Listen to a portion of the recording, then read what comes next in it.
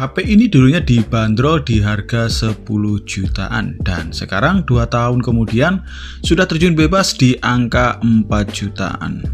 Kira-kira masih worth it nggak di tahun ini? Sebelum lanjut, jangan lupa untuk subscribe dulu channel ini dan bantu saya untuk dapatkan 10.000 subscriber pertama saya. Dan nyalakan juga untuk lonceng notifikasinya agar kalian mendapatkan informasi seputar dunia teknologi. Gak banyak hal yang akan saya bahas di Samsung Galaxy S10i ini. Sudah banyak video-video bahas full review tentang handphone ini. Dan di video ini saya cuma akan bahas tentang performa Samsung S10i di tahun 2021 ini, kemudian hasil kameranya dan kenyamanan HP ini untuk dipakai di tahun 2021 ini. Sekarang kita bahas performanya terlebih dahulu. Bicara performa, kita pasti akan bahas spesifikasi dan kemampuan sebuah HP menjalankan game atau aplikasi-aplikasi berat lainnya. Dan untuk Samsung Galaxy S10i ini, dia memakai chipset Exynos 9828 nanometer untuk versi yang Indonesia dan Snapdragon 8557 nanometer untuk versi yang global. GPU-nya pakai GPU Mali G76MP12, Android 11, One UI-nya sudah 3.1, kemudian RAM 6/128GB, UFS 2.1 dan slot SIM-nya hybrid. Untuk skor Antutunya pun tembus di angka 399 ribuan dan skor Geekbench dapat di angka 738 untuk single core dan multicore-nya dapat 1970-an.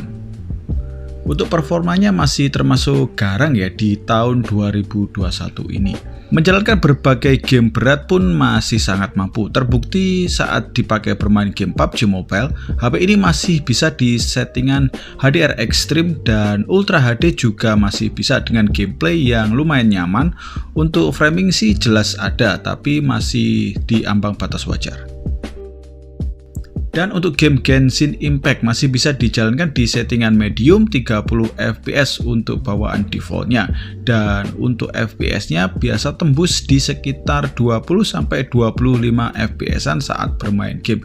Bisa sih dinaikin di settingannya, tapi untuk suhunya nanti lebih meningkat lagi. Oh ya, untuk game PUBG Mobile, main game HP ini selama 30 menit bisa memakan daya sampai 16% untuk settingan HDR Extreme dengan suhu baterai mencapai 31-an derajat. Dan untuk game Genshin Impact, main game di HP ini selama 30 menit bisa memakan daya sampai 17%-an untuk settingan medium 30 fps dengan suhu rata-rata ialah 42 derajat Celcius. Dan untuk baterai di handphone ini berkapasitas 3100, jadi jangan disamakan dengan handphone-handphone yang lain ya, karena ukuran baterai juga mempengaruhi daya serap atau daya pakai penggunaan baterai saat bermain game.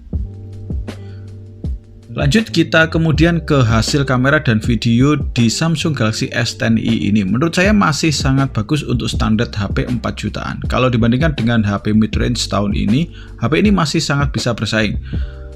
Foto di kondisi banyak cahaya mendapatkan hasil yang detail khas Samsung dengan dynamic range yang luas dan saturasi warna yang pas.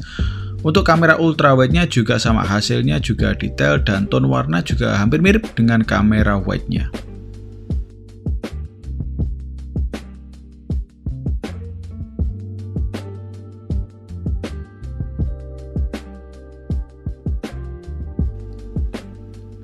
Dan untuk kondisi minim cahaya, HP ini mulai sedikit keteteran karena ada penurunan kualitas, detailnya mulai turun dan noise mulai muncul. Mendingan pakai night mode karena akan membantu kualitas foto pada kondisi minim cahaya dan gambar yang dihasilkan nggak lebay.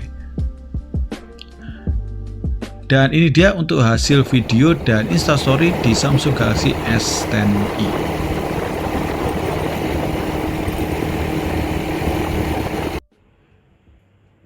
Dan ini hasil perekaman instastory menggunakan Samsung Galaxy S10i.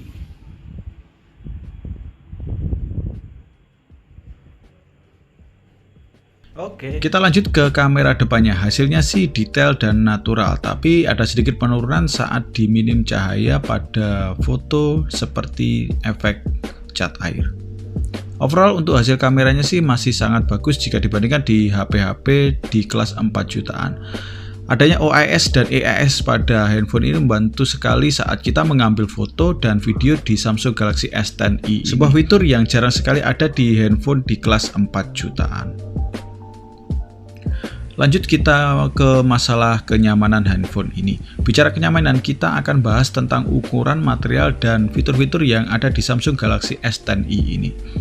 Bicara ukuran, HP ini mempunyai ukuran yang super compact, dimensinya cuma 142 mili x 69,9 mili dengan ketebalan 7,8 mili dan bobot cuma 150 gram. Tentunya dipakai untuk satu tangan sangatlah nyaman. Kenyamanan juga didukung dengan bodi dan berbahan Corning Gorilla Glass 5 depan dan belakang dengan frame berbahan aluminium yang dibalut seperti stainless steel.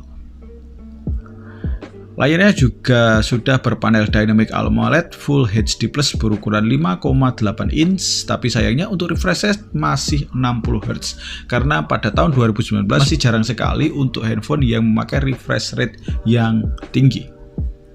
Lanjut ke fitur-fitur yang ada di Samsung Galaxy S10e ini dan jarang ada di handphone 4 jutaan di kelasnya.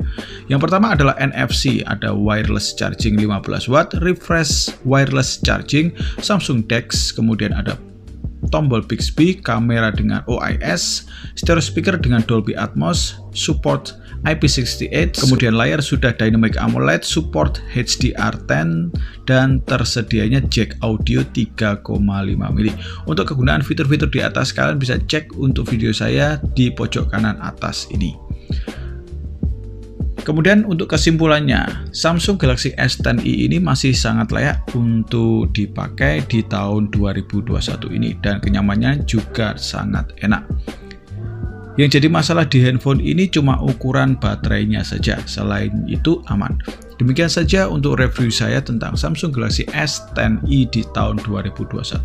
Like saja kalau kalian suka dengan video ini dan dislike saja kalau kalian tidak suka. Saya Doni pamit. Assalamualaikum warahmatullahi wabarakatuh. Ciao.